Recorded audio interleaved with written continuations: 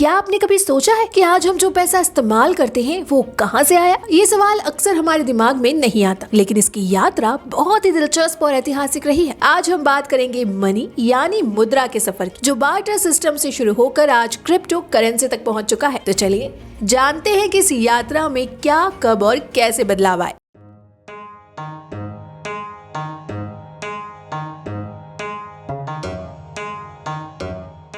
Hello and welcome back to our channel Cerebral Circle. Money और इंसान का संबंध लगभग 3000 साल पुराना है। शुरुआत में इसका कोई स्थायी रूप नहीं था, लेकिन समय के साथ मुद्रा की उपयोगिता और स्वरूप भी बदलता गया। चौंकिए मत, दरअसल इस दौरान बिजनेस के लिए बार्टर सिस्टम का इस्तेमाल होता था। बार्टर सिस्टम एक ऐसा व्यापारिक तरीका था जिसमें एक वस्तु के बदले दूसरी वस्तु दी जाती थी। जैसे अगर कोई किसान अपना अनाज बेचना चाहता था तो वो बदले में किसी व्यापारी से चमड़े या कपड़े लेता था। फॉर एग्जाम्पल, एक बैग भिंडी के बदले एक बैग आटा। इस प्रणाली में समस्या ये थी कि कई बार व्यक्ति को अपनी वस्तु के बदले सही सामान नहीं मिल पाता था। बार्टर सिस्टम में आने वाली समस्याओं को देखकर इंसान ने एक नई मुद्रा की शुरुआत की, जिसे कमोडिटी मनी कहा गया। इसमें कुछ ऐसी वस्तुएं शामिल थी जिन्हें सभी लोग समान रूप से इस्तेमाल करते थे, जैसे कि तंबाकू, मवेशी, नमक, चाय, बीज आदि। लेकिन कमोडिटी मनी भी ज्यादा कारगर साबित नहीं हो सकी, क्योंकि इन वस्तुओं को स्टोर करना मुश्किल था और समय के साथ इनका खराब होना भी एक समस्या थी। ऐसे में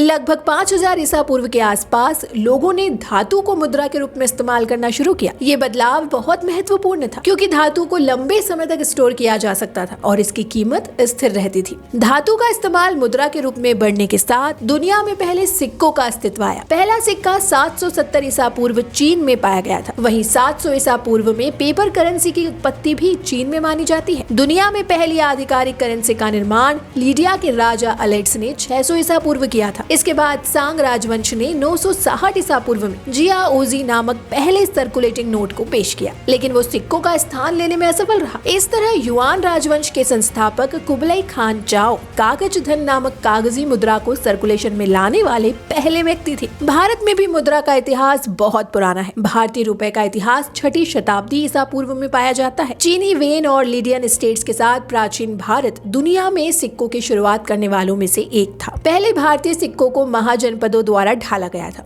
जिन्हें पुराण, कर्षपन या पाना के नाम से जाना जाता है। इन महाजनपदों में गांधार, कुंतला, कुरु, पांचाल, शाक्य, सुरसेन और सौराष्ट्र शामिल थे। सबसे पहले मौर्य सम्राट चंद्रगुप्त मौर्य ने चांदी, सोने और तांबे से बने सिक्कों को चलाया। भारतीय, यूनानी, कुषाण राजाओं ने सिक्कों पर चित्र उकेरने की यूनानी प्रथा शुरू की। इसके बाद शेरशाह सूरी ने 1526 ईस्वी में रुपया नामक सिक्का जारी किया। ये सिक्के मुगल काल, मराठा युग और ब्रिटिश भारत के दौरान उपयोग में बने रहे। समय के साथ सिक्कों की जगह कागजी नोट का प्रचलन बढ़ा। फिर प्रतिनिधि मनी यानी रिप्रेजेंटेटिव मनी का दौर आया। इसमें पैसे का वास्तविक मूल्य नहीं होता था, बल्कि ये सोने या चांदी की एक निश्चित राशि के बदले देने के वादे का समर्थन करता था। अब गोल्ड रिजर्व के आधार पर दुनिया भर के देश अपनी करेंसी के नोट छापने लगे। बाद में इसे फिएट मनी से बदल दिया गया। फिएट मनी सरकार द्वारा कानूनी तौर पर जारी की जाती है। फिएट मनी का सबसे बड़ा फायदा ये था कि ये पैसे का स्थिर मूल्य प्रदान करता था, भले ही इसके पास किसी सोने या चांदी का समर्थन न हो। अब हर देश अपनी मुद्रा को लीगल टेंडर के रूप में इस्तेमाल करता था। समय के साथ बैंकिंग सिस्टम और मुद्रा के उपयोग में भी बदलाव आए। 18वीं सदी में भारत में पहले बैंक की स्थापना हुई। इसके बाद से बैंकिंग प्रक्रियाएं और सरल होती गई और मुद्रा अब गांव कस्बों से निकलकर देश विदेश तक पहुंचने लगी। इंटरनेट के आने से बैंकों के काम करने के तरीके में एक नई रफ्तार आई और डिजिटल ट्रांजैक्शन की प्रक्रिया ने मुद्रा के स्वरूप को